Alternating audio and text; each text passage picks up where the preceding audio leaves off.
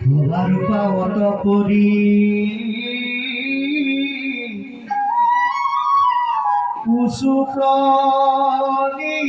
কুচুপ্ৰণিপাত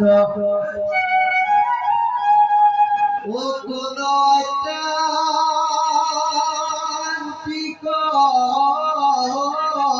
সুখ কহিও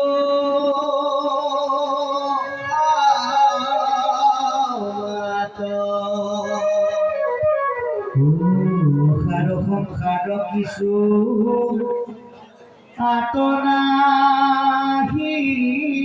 সিদ্ধি ভগতৰ সংগ অধ খনে